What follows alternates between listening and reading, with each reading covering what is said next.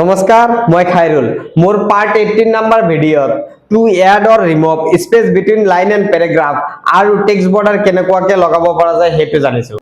আজিৰ টপিকটো হ'ল এমএছ ৱৰ্ডত কেনেকুৱাকৈ টেক্সট ফাইন্ড কৰিব পাৰি আৰু ৰিপ্লেচ কৰিব পাৰি সেইটো জানিম। তো সেইটো জনাৰ কাৰণে আমি কম্পিউটাৰ স্ক্ৰীনত চাওঁ বলক।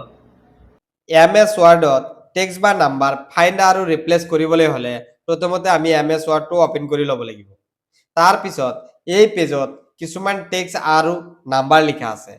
এই টেক্সট আৰু নাম্বাৰৰ ভিতৰৰ পৰা যদি আপুনি কোনো এটা নাম্বাৰ বিচাৰিব খোজে বা ফাইন্ড কৰিব খোজে, সাপোজ মই 100 নাম্বাৰটো বিচাৰিব খুজিছো, তেতিয়া হলে প্ৰথমতে মেনু বাৰৰ পৰা হোম মেনুত ক্লিক কৰিব লাগিব। তাৰ পিছত ইয়াত ষ্টেণ্ডাৰ্ড টুলবাৰৰ পৰা ফাইন্ড এটা অপচন আছে, ইয়াত ক্লিক কৰিব লাগিব।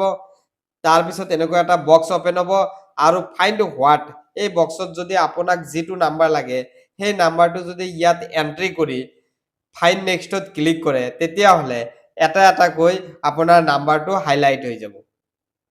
আৰু যদি ফাইন্ড নেক্সটত ক্লিক কৰে নেক্সট নাম্বাৰটো হাইলাইট হ'ব, আৰু যদি ফাইন্ড নেক্সটত ক্লিক কৰে নেক্সট নাম্বাৰটো হাইলাইট হৈ যাব। আৰু এই 100 নাম্বাৰ য'ত য'ত আছে যদি গোটেই 100 নাম্বাৰ একেলগে হাইলাইট কৰিব খোজে, তেতিয়া হলে ৰিডিং হাইলাইট অপচনত ক্লিক কৰিব লাগিব। তাৰ পিছত হাইলাইট অলত ক্লিক কৰি দিয়াৰ লগে লগে ইয়াত যিমান 100 নাম্বাৰ আছে সবখিনি একেলগে হাইলাইট হৈ যাব। আৰু এই 100 নাম্বাৰ হাইলাইট খিনি যদি একেলগে নোহোৱা কৰিব লগা হয় বা ৰিমুভ কৰিব লগা হয়, তেতিয়া হলে আমি আকৌ ৰিডিং হাইলাইটত ক্লিক কৰিব লাগিব।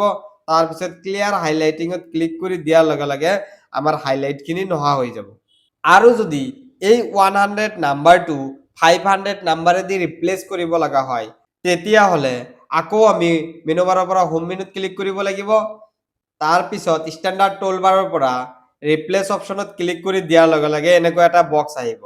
ইয়াত ফাইন্ড হোৱাটত আপুনি 100 নাম্বাৰটো লিখিব আৰু ৰিপ্লেচ উইথত আপুনি 500 নাম্বাৰটো লিখিব। লিখাৰ পিছত ৰিপ্লেচ অল কৰি দিয়াৰ লগে লগে আপোনাৰ য'ত য'ত 100 নাম্বাৰ আছিল সবখিনি 500 নাম্বাৰেদি ৰিপ্লেচ হৈ যাব।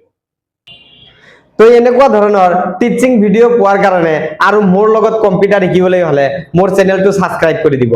মোৰ চেনেলটোৰ নাম হৈছে SK এডুকেশ্যন নলবাৰী। ধন্যবাদ।